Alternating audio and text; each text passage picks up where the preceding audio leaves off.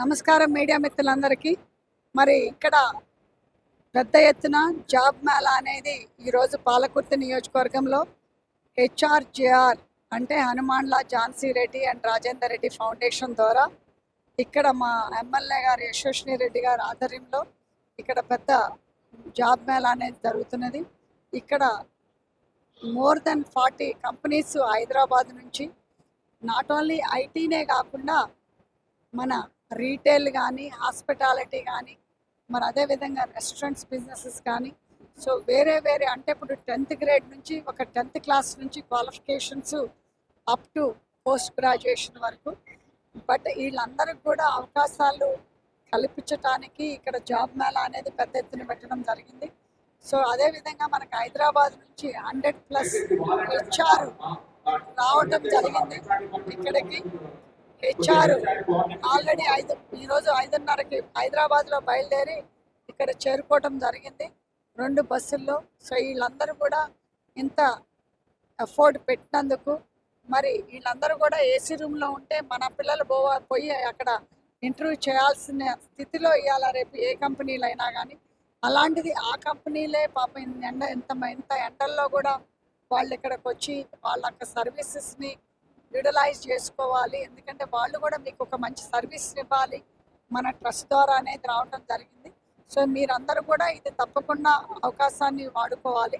ఎందుకంటే మీరు ఒకటి ఆలోచించాలి. ఎందుకంటే హైదరాబాద్లో మీరు వెళ్ళి ఎక్కడెక్కడికో బస్సులు పట్టుకొని ట్రాన్స్పోర్టేషన్ పట్టుకొని ఎండల్లో తిరిగి మళ్ళీ వెళ్ళిన తర్వాత కూడా ఒక ఇంటర్వ్యూకే లైన్లో ఉండాలి. ఒక ఇంటర్వ్యూ చేయడానికే ఒక రికమెండేషన్ కావాలి.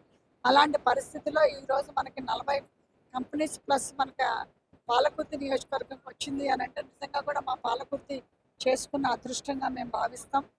సో అదేవిధంగా దీనికి ట్రస్ట్ ద్వారా చేస్తున్నాం కాబట్టి ఏ పార్టీకి ఏ గ్రూపిజానికి సంబంధం లేదు.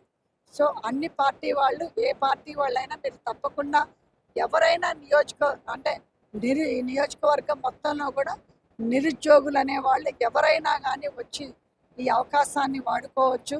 సో తప్పకుండా కూడా ఎవరైతే ఈరోజు సెలెక్ట్ అవుతారో వాళ్ళకి తప్పకుండా కూడా యాక్సెప్టెన్సీ లెటర్స్ విత్ ఇన్ వీక్లో ఇవ్వబడుతుంది. సో వాళ్ళకి యాక్సెప్టెన్సీ లెటర్ వచ్చిన తర్వాత ఇంకొక వాళ్ళ తల్లిదండ్రులు, ఎందుకంటే ఎప్పుడు కూడా తల్లిదండ్రుల్లో కళ్ళల్లో మేము శ్రమనే చూస్తాం. అలాంటిది ఇప్పుడు రేపు యాక్సెప్టెన్సీ లెటర్ ఇచ్చిన తర్వాత వాళ్ళ పిల్లలకి తల్లిదండ్రి కళ్ళల్లో ఆనందాన్ని చూడాలనుకునే వాళ్ళం మేము ఫస్ట్ ఇక్కడ. సో ముఖ్యంగా అది కూడా ఒక రోజు పెట్టి వాళ్ళ తల్లిదండ్రి ఆధ్వర్యంలో సో వీళ్ళకి యాక్సెప్టెన్సీ లెటర్ అనేది ఇవ్వటం జరుగుతుంది. సో తప్పకుండా ఈ అవకాశాన్ని మాత్రం వాడుకోవాలి. ముఖ్యంగా ఏంటంటే మనకు ఆటోమేటిక్గా అనుకుంటాం, but this is not only ఐటీనే కాకుండా it's non IT based jobs కూడా ఉన్నాయి. సో తప్పకుండా ఎవరైతే నిరుద్యోగులు ఉంటారో మీరు తప్పకుండా వాళ్ళని అప్లై చేసుకొని మీరు ఒక ఇది ఉద్యోగం లాగా చూడకండి, మనకు ఒక కెరీర్ లాగా చూసి దాంతో మనం పైకి వెళ్ళాలే. కానీ ఇది ఒక జాబ్ లాగా చేస్తే మనం అక్కడే ఉండిపోతాం మన లైఫ్లో. ఏ చిన్న జాబ్ అయినా పెద్ద జాబ్ అయినా కానీ ఒక కెరీర్ లాగా చూడాలి. ఎందుకంటే ఎగ్జాంపుల్ నా ఎక్స్పీరియన్సే చెప్తా. నేను ఫస్ట్ ఉద్యోగము ఫార్మసీ టెక్గా చేసినప్పుడు అమెరికాలో నా జీతం $3.25 అంటే $3.25కి నేను ఫస్ట్ ఉద్యోగం చేశాను. అలాంటిది ఇప్పుడు నేను గంటకి $500. సో అలాంటిది ఇప్పుడు మనము ఫస్ట్ ఉద్యోగం ఎంత పెద్దది, ఉద్యోగం ఎంత చిన్నది అనేది కాదు. ఈ చిన్న ఉద్యోగమైనా పెద్ద ఉద్యోగమైనా అనేది మనకు ఆత్మ గౌరవాన్ని నింపుతుంది. మనకు ఒక కాళ్ళ మీద మనం ఒక బతుకుతెరువు అనేది ఉంటుంది. మళ్ళీ ముఖ్యంగా మన ఫ్యామిలీలకి మనం సపోర్ట్ చేయడం అంటే జరుగుతుంది. ఎందుకంటే ఇప్పుడు ఎంతోమంది తల్లిదండ్రులు నేను ఇక్కడ చూస్తున్నా, పేద కుటుంబాలు, వాళ్ళకి నిజంగా కూడా ఉన్న ఒక ఎకరము ఏదో తాకట్టు పెట్టి నా పిల్లల్ని, నా భవిష్యత్తు ఎట్లా ఉన్నా నా పిల్లలు మంచిగా ఉండాలని ప్రతి ఒక్క తల్లిదండ్రులు కోరుకొని వాళ్ళు అప్పులో సొప్పో చేసి ఉన్నది అమ్ముకొని పిల్లలను చదివిస్తున్నారు. ఇదనేది మీ తల్లిదండ్రులకి మాత్రం మీరు ఇది ఒకటి చేసి పెడితే వాళ్ళ కష్టం మొత్తం కూడా వాళ్ళ కళ్ళల్లో ఆనందాన్ని చూసిన తర్వాత వాళ్ళ కష్టం కూడా మర్చిపోతారు. సో తప్పకుండా ఇలాంటి పిల్లలకి, ఇలాంటి తల్లిదండ్రులు కూడా నేను చెప్పేది ఏంటంటే మీరు చదివేయటమే కాదు, పిల్లల్ని ఒక ఉద్యోగాలు చేయాలి. ఆడపిల్లలైనా మగపిల్లలైనా వాళ్ళకి పొలాలు ఉండొచ్చు, వాళ్ళకి బిజినెస్లు ఉండొచ్చు, అయినా కానీ వాళ్ళు ఇండివిజువల్గా చేసుకున్నప్పుడే వాళ్ళు ఇండివిజువల్గా ఎదగలుగుతారు. ఒక కాన్ఫిడెంట్ అనేది ఉన్నప్పుడే ఈ దేశమే కాదు ఏ దేశాలకు పోయినా కానీ నిలబడగలుగుతారు. మరి ముఖ్యంగా నేను రాబోయే తరానికి చెప్పేది ఏంటంటే ఒక కమ్యూనికేషన్ అనేది మీరంతా ఇంగ్లీష్ మీడియంలో చదివినా ఎన్ని డిగ్రీలు తెచ్చుకున్నా కానీ ఇంకా మన పిల్లల్లో అది లోపం అంటూ అనేది జరుగుతున్నది. తప్పకుండా ఇది కమ్యూనికేషన్ అనేది ఒకటి సీరియస్గా తీసుకొని ఒక ఇంటర్వ్యూకి పోయినా కానీ మనం ఒక ఇంటర్వ్యూలో కమ్యూనికేషన్ అనేది స్కిల్స్ అనేది లేకపోతే మనం మంచిగా ఇంటర్వ్యూ చేయలేం.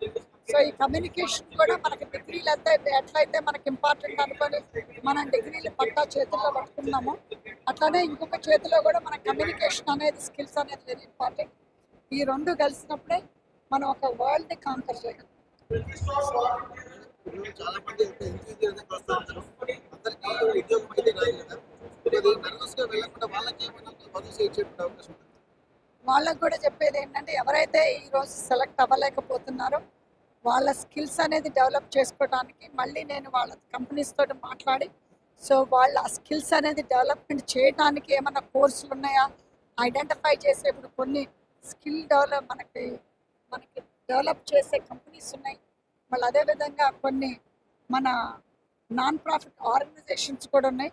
సో అవి అనేది ఐడెంటిఫై చేసి వాళ్ళ స్కిల్స్ కూడా డెవలప్ చేయడానికి ఒక ఎగ్జాంపుల్ మీకు ఇప్పుడు చెప్తా. మన ఎమ్మెల్యే గారు ఆ రోజు పాలకొత్తి నియోజకవర్గానికి కాంటెస్ట్ చేయడానికి వచ్చినప్పుడు నా జీతంతో నేను అభివృద్ధి చేస్తా పాలకొత్తి నియోజకవర్గ ప్రజల కోసం అని అన్నారు.